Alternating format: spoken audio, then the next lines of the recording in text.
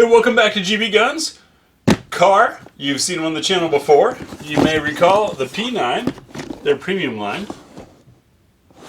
Came with the extra mags, some nice features. There's, of course, the CW9. We were lucky enough to get our hands on one with the carbon fiber, which actually has a different texture to it. Almost makes it a little grippier. I like it. And now, today, we've got their new S line. We'll take a look at that coming up next on GBGuns.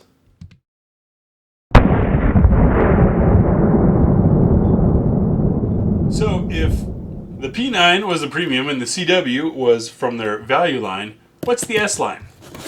Let's take a look. Inside, we, of course, have our instruction manual and information on their various guns. 2 magazines come with the gun, and you do get a trigger lock in this cutout foam piece.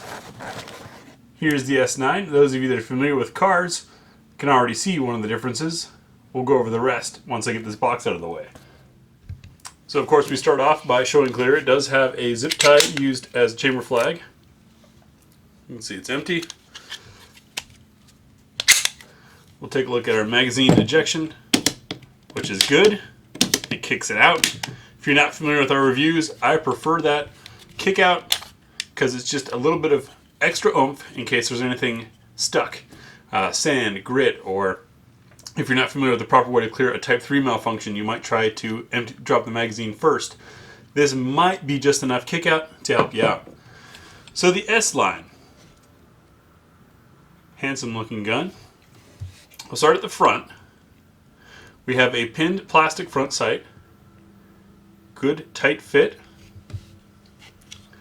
A little bit of bob there on the front end to make holstering a little easier. Shave a little bit of weight off. And front serrations for doing press checks. One of my favorite ways of doing the press check is with my hands on the gun, reaching underneath and pushing like that. You do that to see if there's a round in the chamber. The previous models did not have serrations up there, so that is, of course, the biggest difference. Serrations are also cut a little more aggressively. I'll bring it in so you can get a look at that. Very nicely machined. I also like the way the Kahr logo has changed. To refresh your memory, there's the CW9 up top.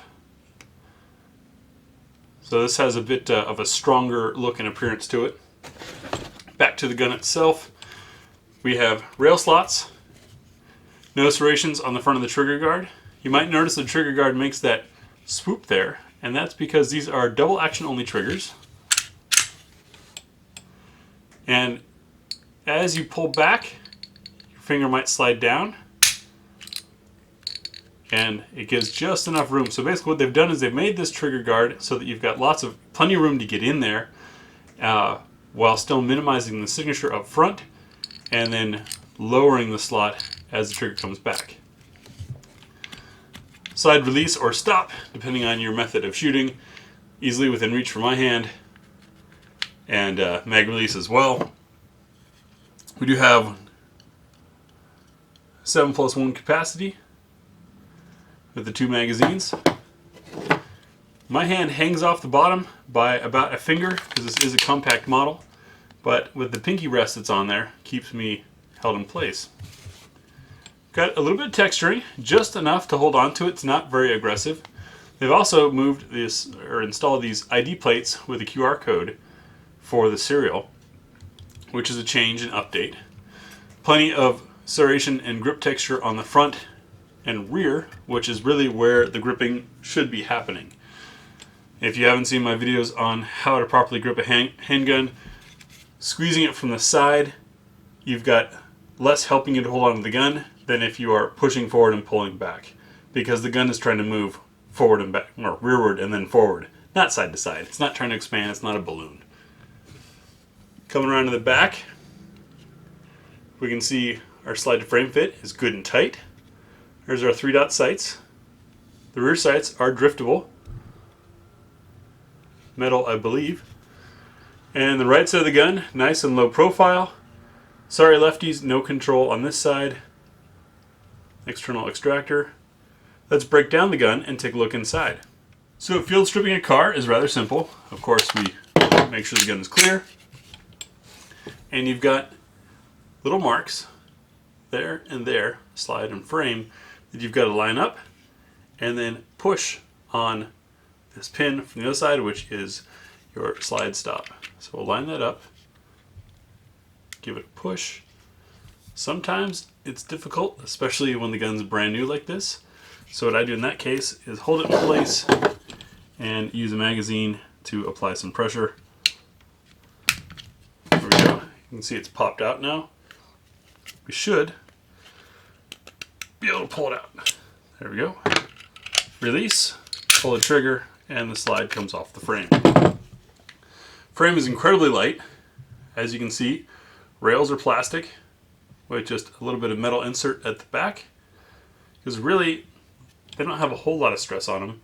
And if you ask big time Kahr fans such as Dan the Firearm Guy, these guns last quite a while. And if you look inside, it's rather simple construction, which is the genius. There's not a whole lot going on inside the frame. We do have some metal inserts here in the front of the frame, which I suspect interact somewhere on the slide.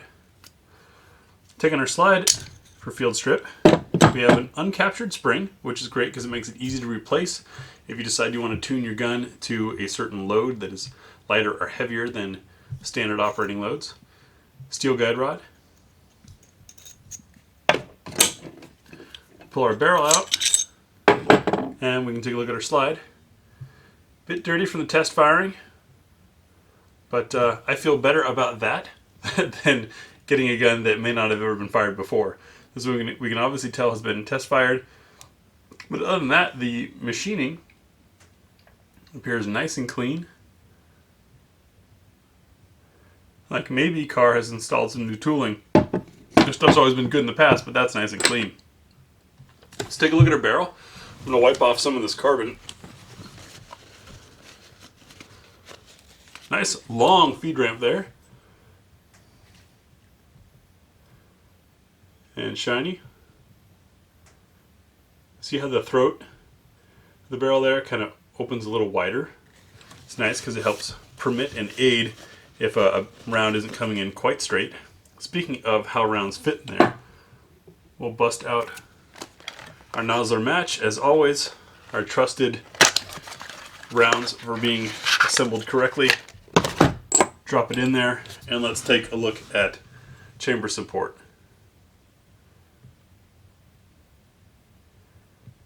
A little bit of exposure there. I wouldn't call that fully supported. So that's a quick first look at Kahr's new S-Line. Manufacturing seems to be excellent, as we've come to expect. Everything else seems to stick with their value series. Major change, of course, being the addition of the front cocking serrations, which I welcome, and that engraving being a little bit different, giving it kind of a new look.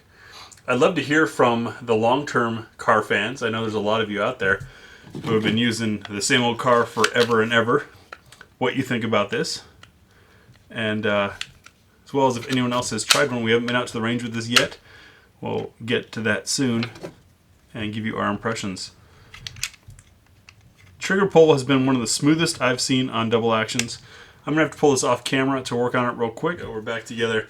It wasn't that it was difficult, it's that I actually have to sit at an incredibly awkward angle to give you guys this view. So I hope you appreciate the downward first person view. Let's take a look at that trigger pull, shall we?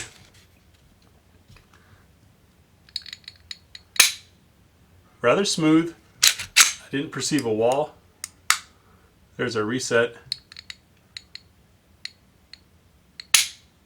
Yeah, no real perceived wall. Good defensive pull to fire. This would be a quick trigger to learn and be comfortable with for quick defensive shooting, which is what this gun is designed for. Reset is long, not so great for competition, good in my opinion for self-defense, because that reset all the way out to there is your chance to have a second thought about whether or not you want to make that shot. Can it be fired quickly? If you've ever seen Dan the Firearm Guy fire a Kahr, you know it can be fired quickly. Just a different discipline of handling than, say, competition style shooting. So leave your comments below. Don't forget to click the bell so you know when our shooting impressions video comes out. YouTube, as I'm sure you know, has been suppressing some of us firearm related channels, and unfortunately I'm not talking about them giving us cans. So that's the Kahr S-Line, and we'll see you on the firing range. Thanks for watching.